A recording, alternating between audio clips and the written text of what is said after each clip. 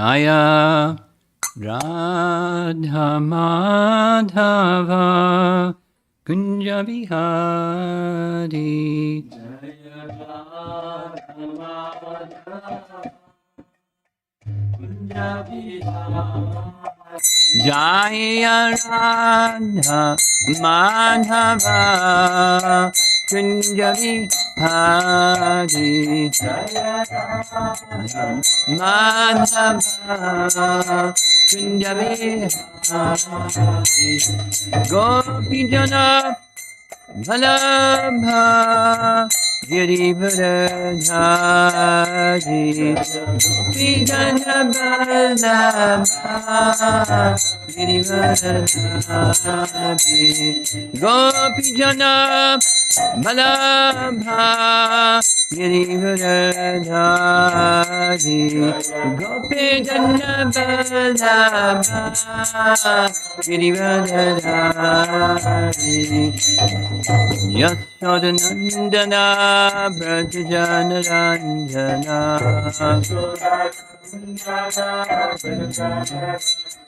Yashodanandana Brajajanarandana.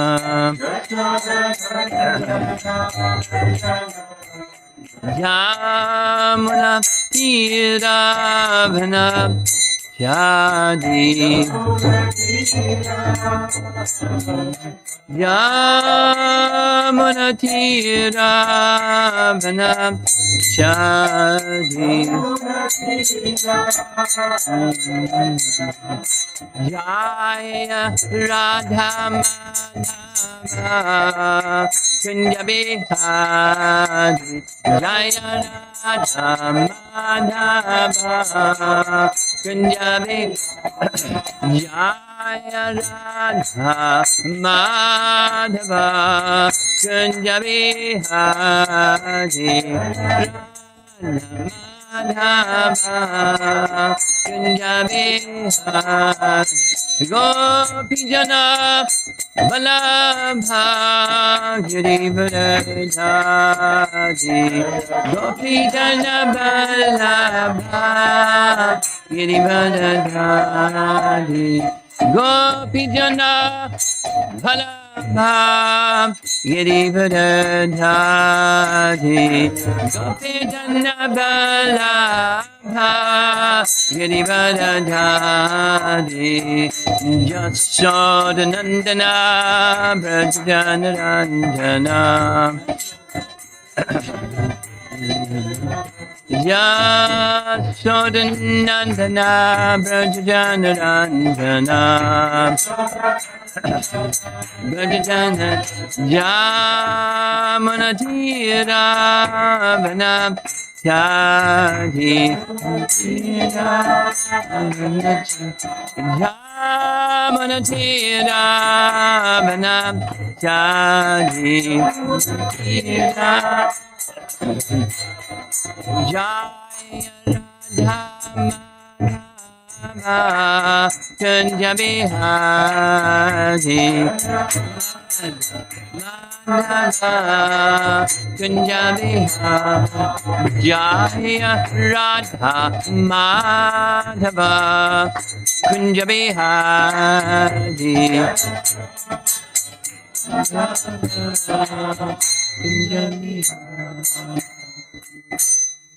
Jayom Vishnupad Paramahamsa Parivadakacharya Astatarasata Sisimadis Divine Grace A.C. Bhaktivedanta Swami Srila Prabhupada Ki Ananta Koti Vaishnavrinda Ki Gora Premanandi.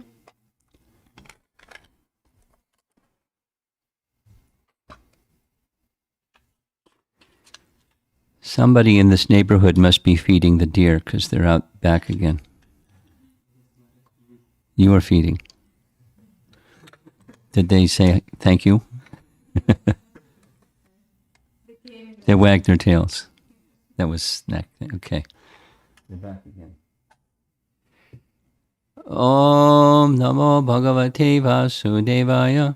Om Namo Bhagavate Vasudevaya. Om Namo Bhagavate Vasudevaya. Om Namo Bhagavate Vasudevaya. Vasudevaya. Om Namo Bhagavate Vasudevaya. Om Namo Bhagavate Vasudevaya. Where, as you see on the screen, we're going to be discussing a few verses from chapter 7, 41 through 44. The context is, this is the Avaduta Brahman responding to the question of Maharaj Yadu, how it is that he has achieved the stage that he's achieved, the stage of transcendence of the temporary and absorption in the eternal. And he's attributing that success to his gurus, and the gurus are the elements of material nature so far. There's the earth with mountains and trees. There's the wind, the prana within the body, and the wind outside the body. And we're continuing now. We didn't finish text 41, so we'll finish. Here's the translation. Although a self-realized soul may live in various material bodies while in this world, experiencing their various qualities and functions, he is never entangled. Just as the wind, which carries various aromas, does not actually mix with them. Bhaktisiddhanta's purport: those who are able to understand the temporary nature of the material body and mind, as well as the fault of the conditioned soul's aversion to the Supreme Lord, are fit to be called self-realized yogis. Such yogis do not act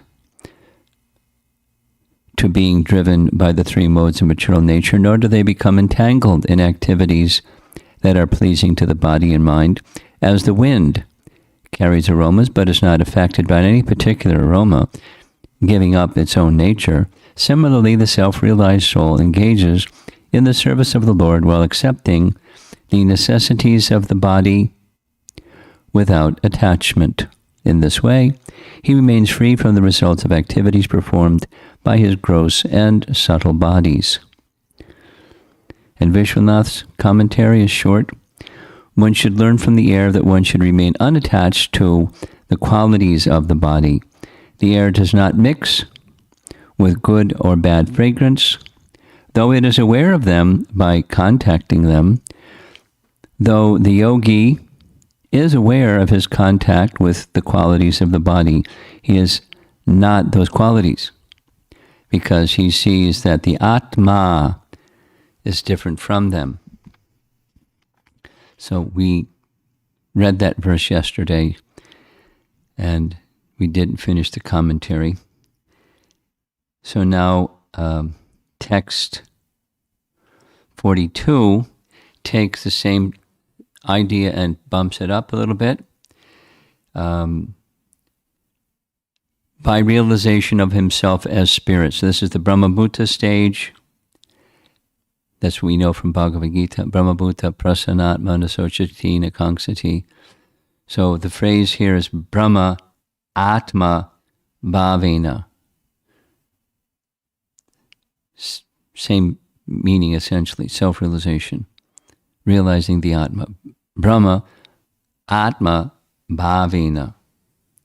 A thoughtful sage, even while living within a material body, should understand himself to be a pure spirit soul. Similarly, one should see that the spirit soul enters within all forms of life, both moving and non-moving, and that the individual souls are thus all-pervading. The sage should further observe that the Supreme Personality of Godhead, as the Supersoul, is simultaneously present within all things. Both the individual soul and the supersoul can be understood by comparing them to the nature of the sky. Here we go, Bhagavad Gita, chapter 9, the sky. Although the sky extends everywhere and everything rests within the sky does not mix with anything, nor can it be divided by anything. Different than what the Mayavadis say, that air within a pot. You break the pot and it's air, so it's... Anyway. Bhaktisiddhanta's translation of that same verse. An introspective person, even while living within the material body, should consider himself to be an eternal spirit soul. He should see how eternal souls have entered all varieties of life forms, both moving and non-moving, and that they are spread all over the universe. One should also understand that the Supreme Personality Godhead in his all-pervading feature as Paramatma is present, along with the eternal souls within all bodies. Both the individual soul and the Supreme Soul can be realized by contemplating the sky. Although the sky extends without limit, and everything rests within the sky, it does not mix with anything, nor is it divided. So here's his summary of Vishwanath Chakravarti Thakur's commentary. Although the Supersoul is situated both inside and outside all objects, he, Supersoul, remains unattached just like the sky. This is the lesson to be learned from the sky. In spite of remaining within the body, the Supersoul is all-pervading. By means of his transcendental realization, a yogi should think of the Supersoul as all-pervading, like the sky. Although present within all moving and non-moving living entities, he remains situated in his supreme position, just as the all-pervading sky is present within a pot and is also outside the pot. The Supersoul, although present within the material bodies of all living entities, is all-pervading. It's a bit of a mind-teasing contemplation. Supersoul is the localized feature and all-pervading.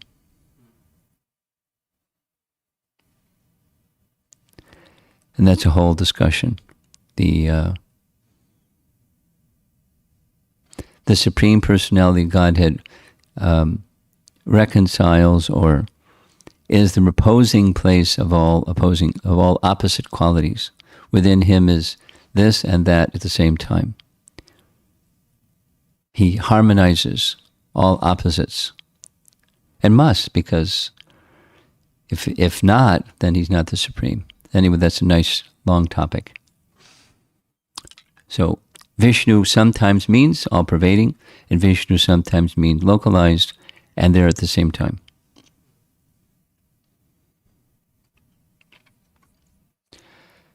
BBT purport reads, although air exists within the sky, the sky or space is different from air.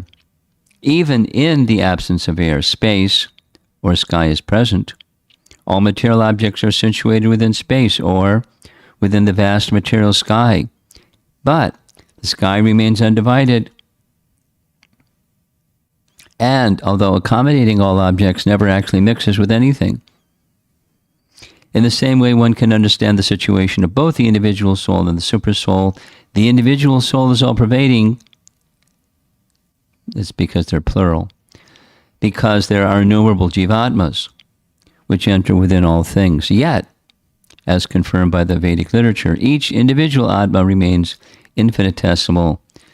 Shvetashvatara Upanishad says, you've recognized this verse, Balagra shatabhagasya shatadha kalpitasya cha bhogo jiva sa vishyeya.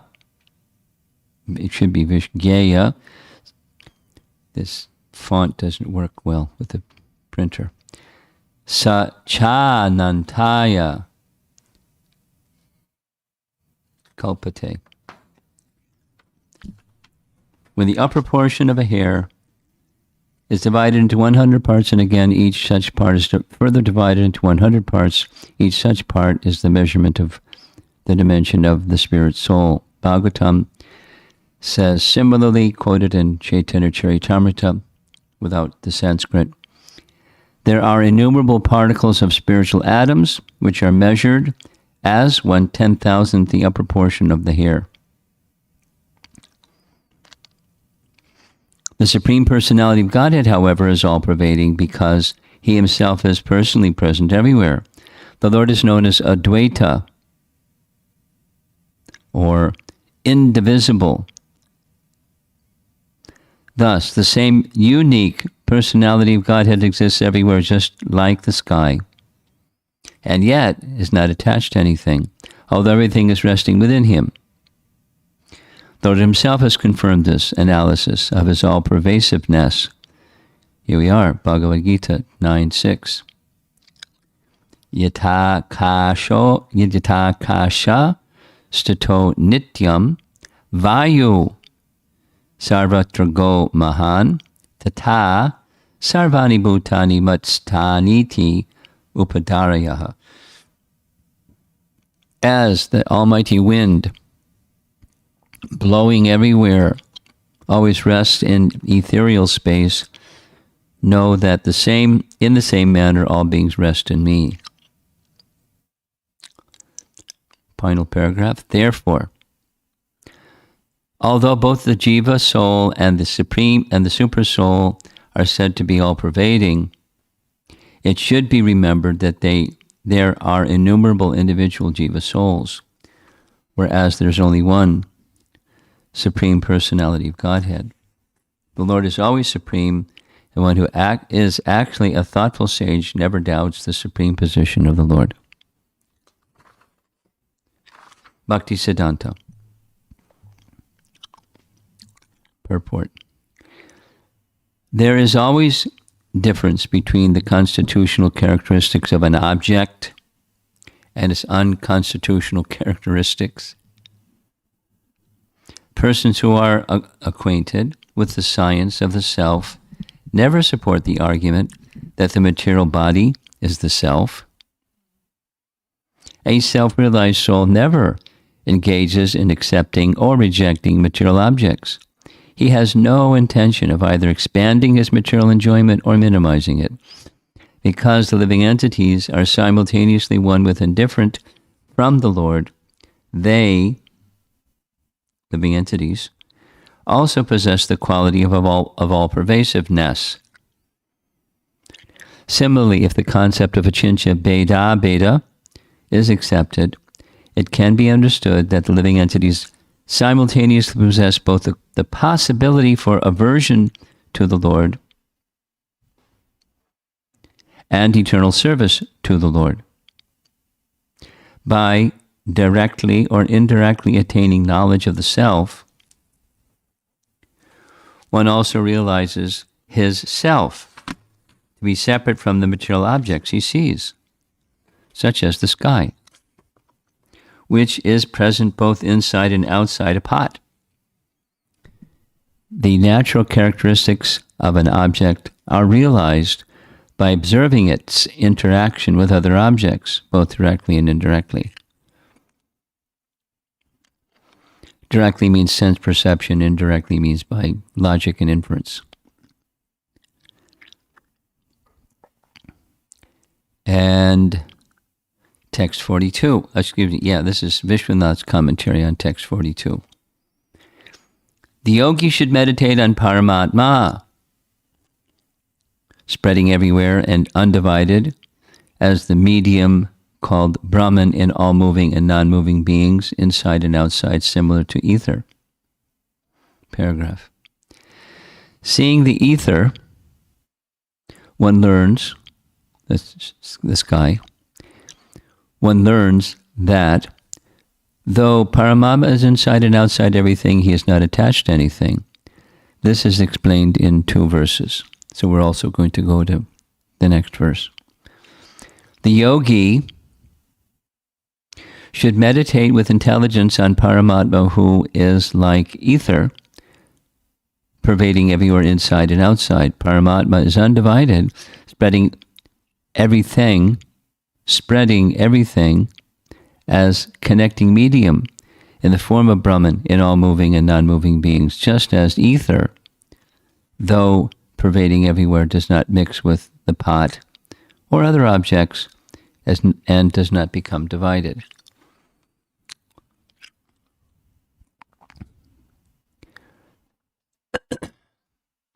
So we're getting some teachings on Sambandha Gyan, the relationship between all things and their source of emanation. So Paramatma and the jivas are being compared to the sky or ether element. And one can infer, that's this indirectly, one can infer the position of the unlimited souls and the position of supersoul by considering the qualities of the sky. This is this, because we remember going back that verse from chapter 3 of Canto 2, taking help from the intelligence, one can understand supersoul. And that long purport is Prabhupada summarizing the whole of these 2 chapters of Uddhava Gita. How, by taking help from the intelligence, one can study the sky and get some understanding of the individual soul, which is all-pervading like the sky, supersoul, which is all-pervading like the sky, but yet, while all-pervading, not attached to that which the sky comes in contact, or the individual soul and supersoul come in contact with. At least the self-realized soul understands that.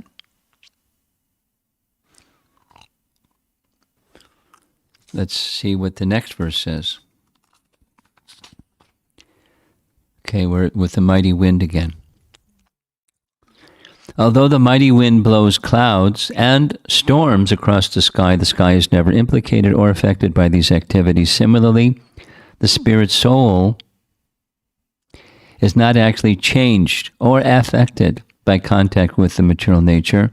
Although the living entity enters within a body made of earth, water, and fire, and although he is impelled by the 3 modes of nature created by eternal time, his eternal spiritual nature is never actually affected. That's the detached transcendental reality. And then there's the conditioned sense that says, oh, I'm happy or I'm sad. And that's illusion. It appears to be, but it's not. That's, taking a look at what Maya energy is. So, and what transcendental reality is. Bhaktisiddhanta's translation. Although powerful winds blow clouds across the sky itself is never disturbed. In the same way, the spirit soul is not transformed by contact with material nature. Paragraph. Although the spirit soul is awarded a body made of earth, water, and fire, and although his actions are dictated by the 3 modes of material nature, which are products of eternal time, his eternal nature is never affected.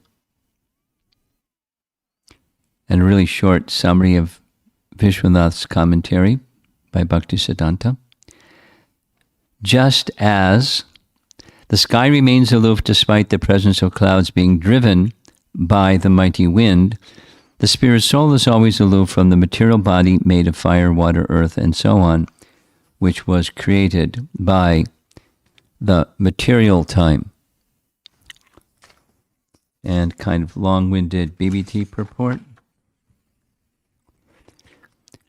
Although the sky appears to be affected by the mighty movements of wind, rain, hurricanes, lightning, and thunder, etc., the sky, being very subtle, is actually not affected, but is rather the background for such visible activities. Similarly, although the material body and mind undergo innumerable changes, such as birth and death, happiness and distress, love and hate, the eternal living entity is merely the background for such activities.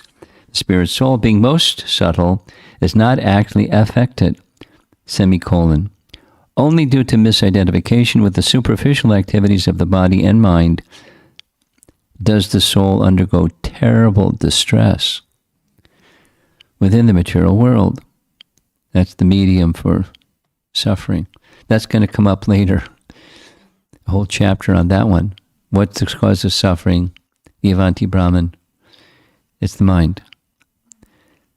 So The soul is actually not suffering, but the mind reads stuff through the senses. Sense input goes to the mind reads it as suffering.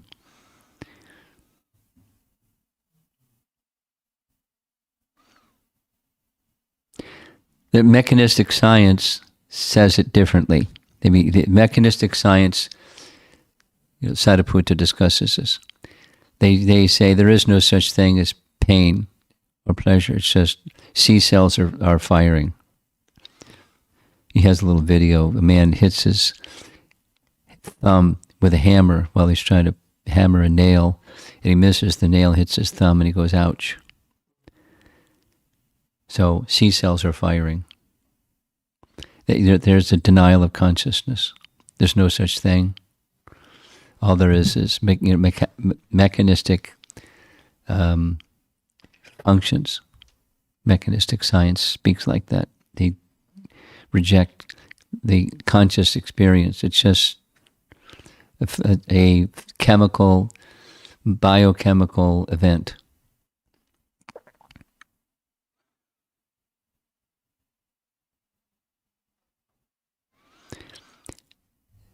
So here, the perceiving entity is also not suffering, but through the mind identifies with suffering. Okay, so here's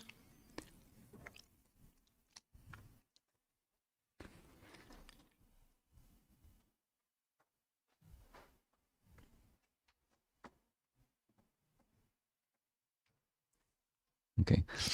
In this regard, Srila Madhvacharya has pointed out that the individual living entity must struggle to revive his divine spiritual qualities. The living entity is part and parcel of the supreme entity called Krishna, and as such, the individual soul is also a reservoir of godly qualities. The personality of Godhead, however, automatically manifests these qualities without any hindrance, whereas the conditioned soul must struggle to revive such qualities. Thus, although both the personality of Godhead and the personality of the living entity are eternal and transcendental, the personality of Godhead is always supreme. By realizing all this with clear intelligence, the conditioned soul can rise to the spiritual platform. And actually, that was it for BBT. Here's Bhaktisiddhanta's purport.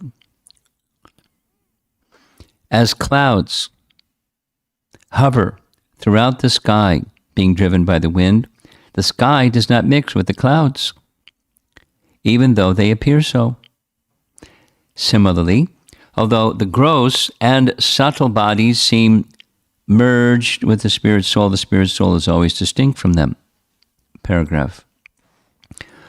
When the spirit soul comes in contact with material nature, he is awarded a body made of the 5 gross elements. When the spirit soul is liberated from the bondage of the 3 modes of material nature, he has no more connection with the gross and subtle bodies. Eternal time factor is the original cause of the 3 modes of material nature. Far out. A differentiation in the 3 material qualities is made possible when the time factor becomes divided into past, present, and future. The conditional state. Wasn't that interesting? A differentiation in the 3 material qualities, 3 modes, is made possible when the time factor becomes divided into past, present, and future. Eternal time becomes material time. And when it's material time, then it's the modes of nature become activated. The conditional state produced by the material modes of nature, which are born of the divided time factor, is always distinct from the eternal spirit soul. Although clouds may appear to be part of the sky is distinct from the clouds, always maintaining its separate identity. Similarly, even though the spirit soul appears to be temporarily temporarily confined within the gross and subtle bodies, it is unaffected by them, just like the sky. Phew. Too bad they don't teach this in school.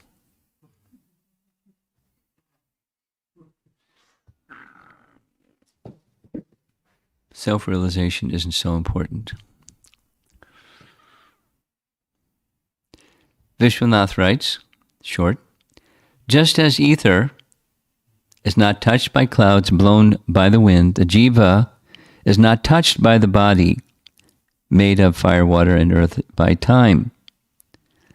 Paragraph. The jiva is not touched by the body, etc., which is created by time, composed of fire, water, and earth, just as ether is not touched by clouds blown by the wind. Same. Okay, so now, according to what's on the screen here,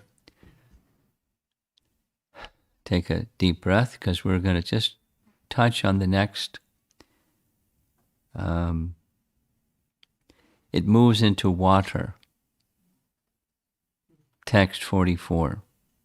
So we've earth, wind, or air, and water. Here's the water verse. Oh, king, a saintly person is just like water, because he is free from all contamination, gentle by nature, and by speaking creates a beautiful vibration like that of flowing water.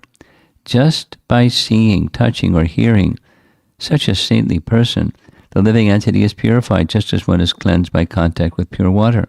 Thus, a saintly person, just like a holy place, purifies all those who contact him, because he always chants the glories of the Lord.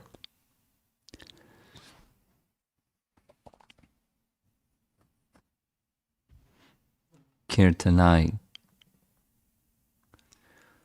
Upaparsha. Kirtanai.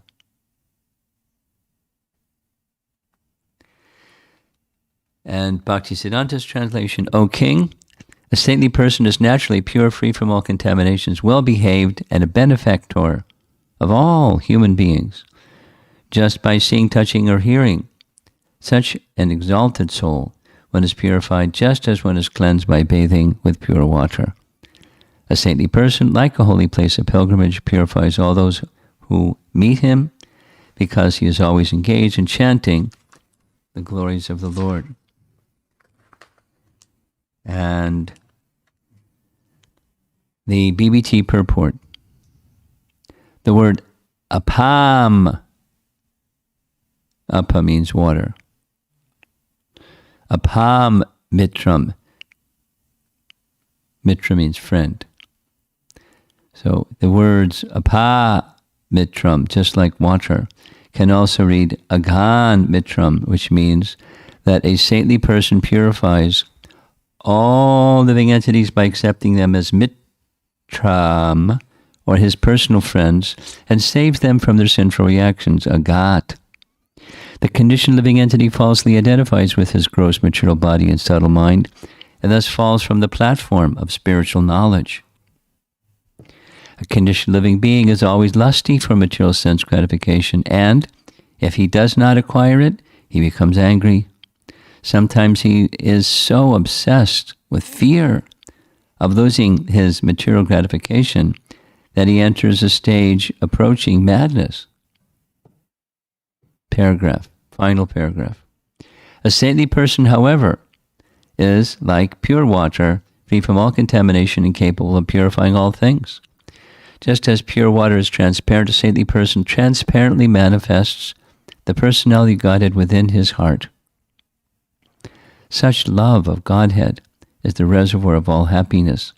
Water makes a most pleasing vibration as it flows and cascades, and similarly, the sound vibration of the Lord's pure devotee, who is saturated with the glories of the Lord, is most charming and beautiful. Thus, by studying the nature of water, one can understand the symptoms of a pure devotee of the Lord.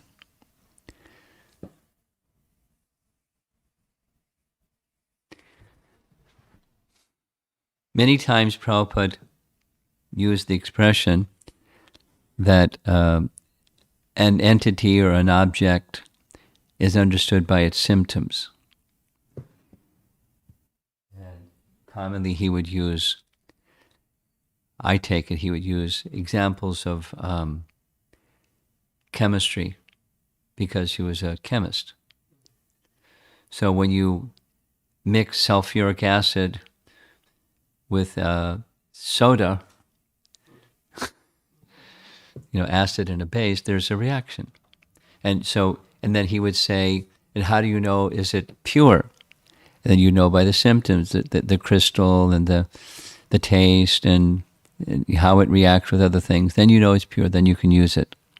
So he would use that as an example and then explain so many things. The Brahman, Kshatriya, Vaishya, Shudra, for example. Something is understood by its symptoms. It's the object and the symptoms of the object. It's a Sanskrit understanding, a Vedic understanding, but it's practical. That something is understood by its symptoms. So to understand that the exercise here in this chapter 7 and then again in chapter 8 is to understand the soul and understand Paramatma, the Supreme Soul. And it's understood by symptoms. And there's various symptoms that nature is showing us. These are symptoms of the soul. Or through proper study, through intelligent study of nature, we can understand the nature of and the presence of the soul. So the wind example was really easy. This sky, wind blowing in the sky. The wind is blowing in the sky, but the more subtle sky is not affected, although it's taking place, and you can experience the effect of the wind blowing, depending upon its intensity or cold wind or hot wind or something.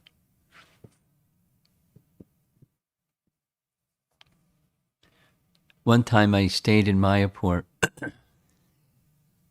after the festival was over, because I wanted to see what's it like when it's not crowded here. And everybody left, and the pilgrims even, not so many, because after Gaur Purnima it gets really quiet. So it's nice. Very different mood. And then it was the season change.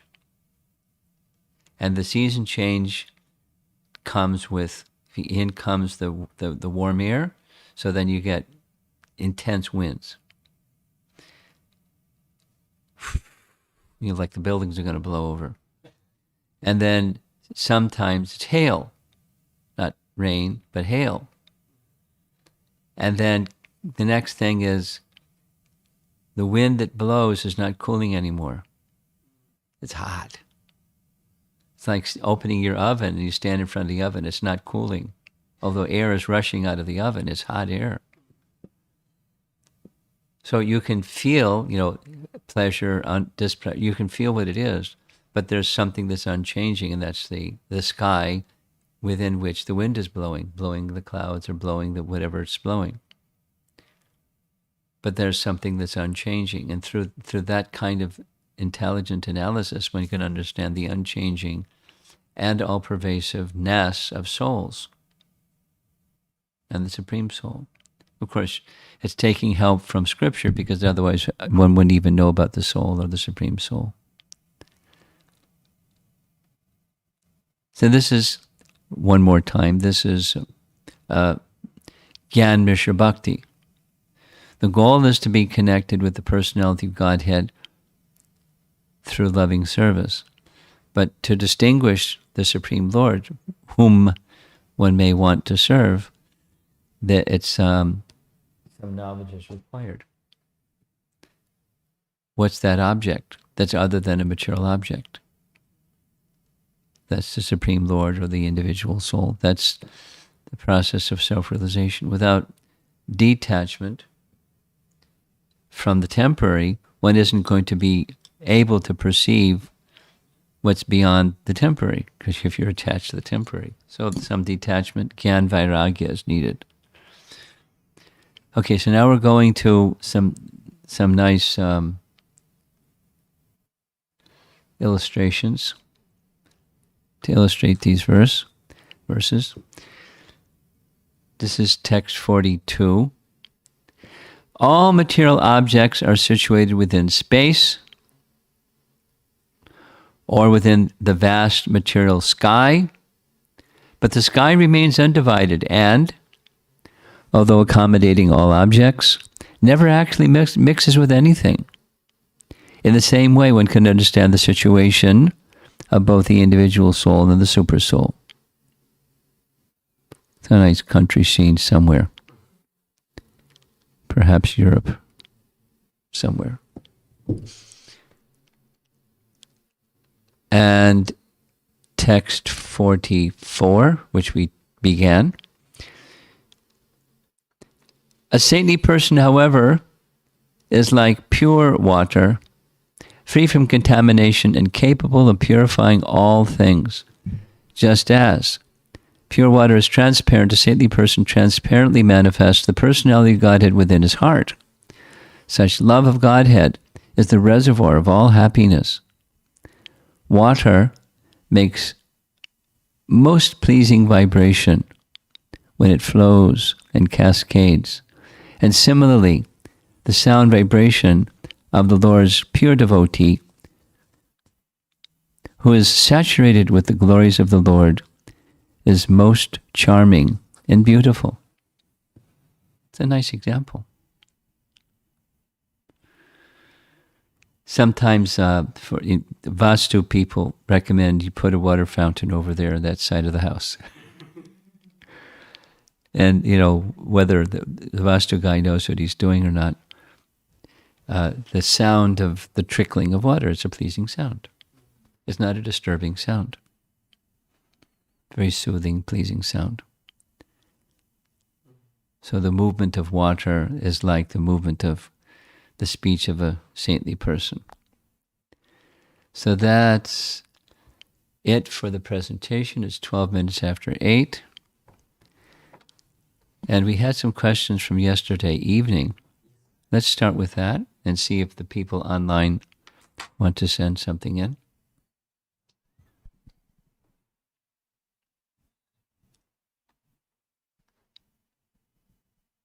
This is from yesterday, Maharaja, I said. This is from Atulya Devidasi. When we say know yourself, it is to know about our mind, intelligence, and our soul. Well,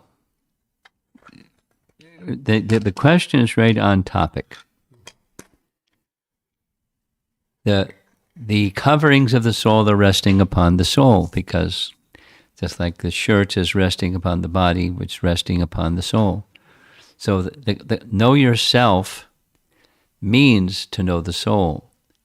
But at knowing the soul, just like your question about, understanding my nature, psychophysical nature, that's a covering. And so we need to know what the covering is so we can engage the soul properly. But knowing yourself means knowing the soul. And then, in turn, the coverings of the soul. But one may know the intelligence or mind without knowing the soul, and that's not knowing the self. But you know the self, and you'll know the other. Same as the question yesterday, from a different perspective. The next question is from Akshay Hadlikar.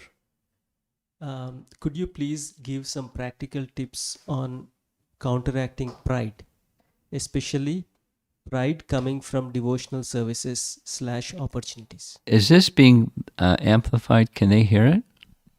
There's a little button that's supposed to turn red when you press it. Hare Krishna. Yes. Okay, it was on. It was on. It was. So tips on overcoming pride. Yes. Especially pride coming from devotional services. Pride coming from devotional service. Well, Vishwanath Chakravarti Thakur gives an answer to that one in Madhurya Kadambini, in the Anartha-nivritti section of Madhurya Kadambini. And the short answer is, when credit comes or achievement comes or something, then you pass that on to Krishna. And if you don't pass that on to Krishna, pride will be there. So part of the difficulty with pride in devotional service is you're a little successful, or whatever. You cook a nice feast, or you lead a nice kirtan, or you give a nice class, or you organize a festival, or you make a nice painting, or you shovel the driveway nicely after a snowstorm. You think, wow.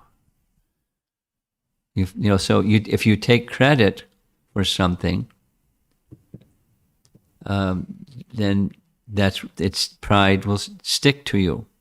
And if the accomplishment goes to Krishna, without Krishna's empowering, I can't shovel the driveway. Etc. I can't even have a shovel. I can't even walk out the door to the driveway without. So the personality of Godhead is enabling us, and so seeing oneself as an instrument is the antidote. So it's the conditioning tendency is acting through false ego.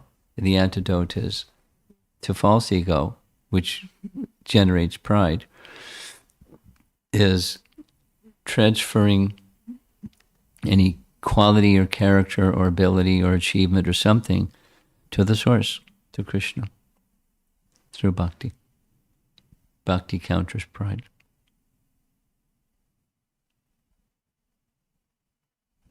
So those were two questions from yesterday, Maharaj. No questions today. I have two clarifications. Okay. Maharaj, when we say sky in these verses, in general, when we say sky, we look up in the sky and it's clouds and everything. That's the understanding. What is the understanding of sky that is referred to here? Is it like a container where the wind is, kind of a thing? Or What's the word you're using? What is time? Sky. Tide? Sky. SKY, sky. Oh. Sky? Yes, Maharaj. Sky. Sky. What's the sky? What does it mean? Sky? Yeah, what does it really mean by sky? What does it really mean? Because sky implies sometimes sky, it's clouds. It's depending upon the person who's using the word, it can mean something different. But commonly, in the Sanskrit terminology, it's akash, or ether.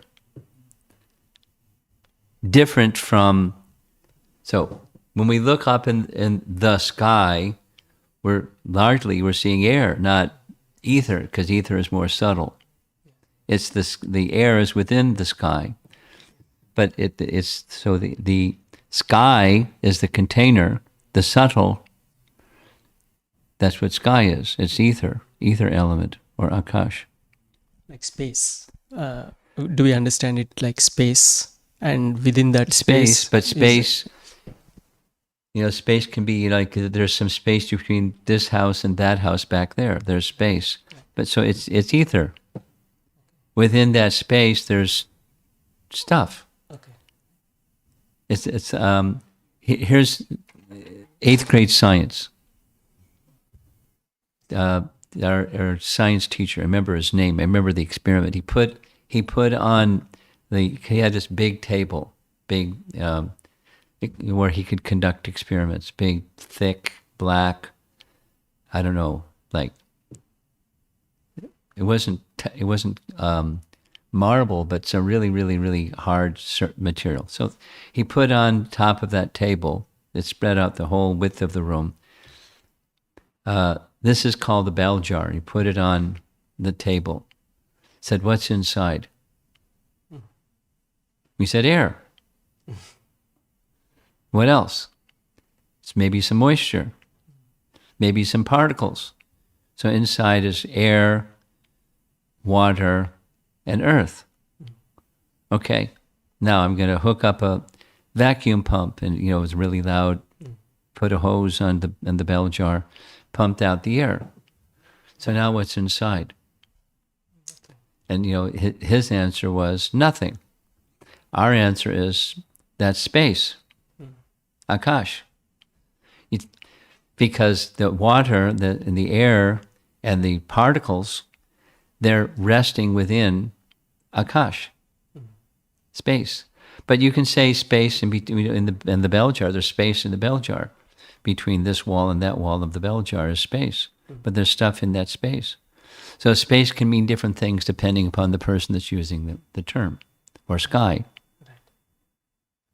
Like this example, there's sky within the pot and outside the pot. Or air, anyway. In text 42, I think, it was saying that, or implying that individual soul is all-pervading.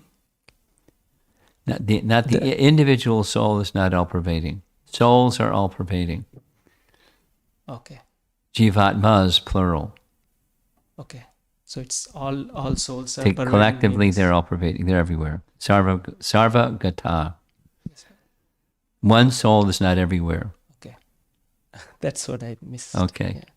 Yeah. And lastly, Maharaj, we in the, I think the 43 or 44 was talking about how the pain that is experienced is not by the soul but by the individual body.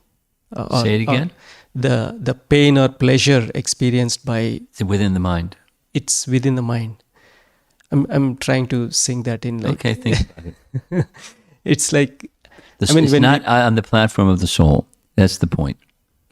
You can say there's something physical. You can say there's something subtle, but it's not going on the platform of the soul. That's the point. The soul is not feeling pain. There's a sense of pain. Now, supposing someone's a transcendentalist and they realize they're not the body. If they hammer their thumb, are they going to feel it? Of course. But they just don't identify with it. They'll put a bandage. And Prabhupada did it. I mean, I saw the thing happen. He put a bandage and his ankle swelled. But he wasn't identifying with it. He was able to tolerate, transcend, although perceiving. Consciousness doesn't stop. Identification with it does. stops. Okay. When the wind is blowing, you detect the wind is blowing, but there's something unchanging as the wind is blowing. And similarly, the soul is distinct from pleasures and pains of sense perception. I like this smell. I don't like that smell. I mean, bad smells are bad smells. So to the extent that we identify ourselves with the soul, to that extent Yes. we Exactly. Just like, because Prabhupada used the example of hogs all the time. So hogs like stool, and stool has a bad smell, but they think it's a nice smell because that's their senses and they're grouped around the mind. It's nice. That's what they're looking for. That smell. For us, it's disgusting. Etc. The smell of cooked meat, just for a devotee, it's nauseating. And for other people, it's lovely. Burning flesh. It smells bad. It's awful. I mean, the concept is awful, but even the smell is awful. People like it. Etc. The taste of alcohol. So it's...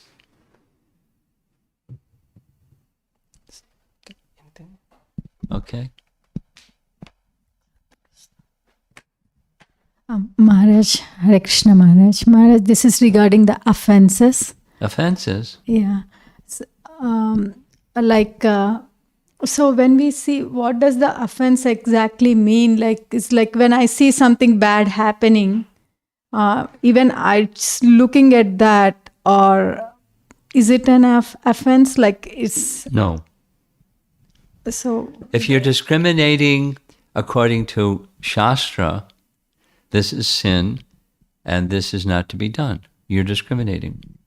It's not an offense to see through the eyes of Scripture. Okay.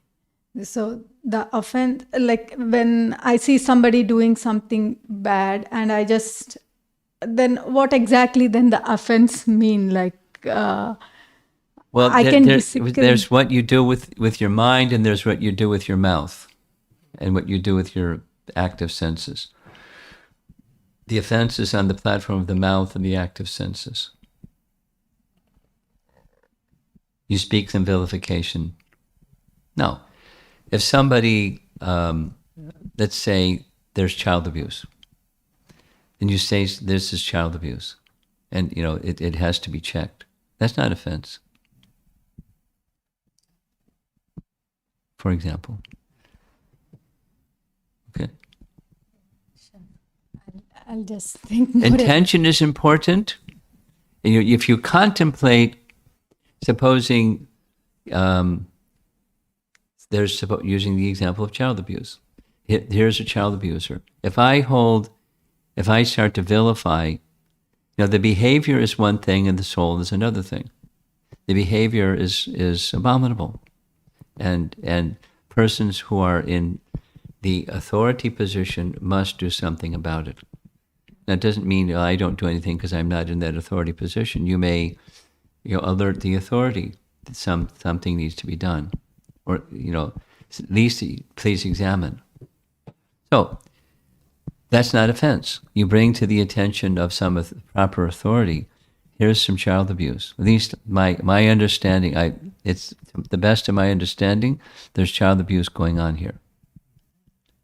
I'm doing my duty. You please do the needful. That's not offense.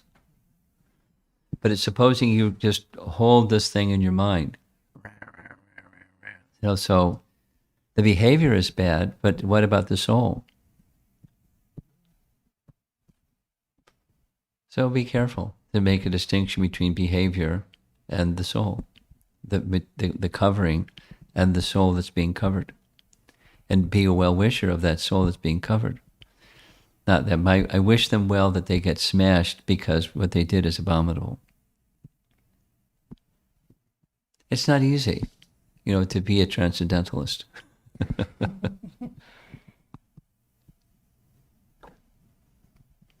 So see through the eyes of Scripture and act according to the codes of conduct for your psychophysical nature. If you're a Kshatriya, you take action. And you failure to take action, that's a mistake. It's a neglect of duty has its own reaction. Okay, Hare Krishna.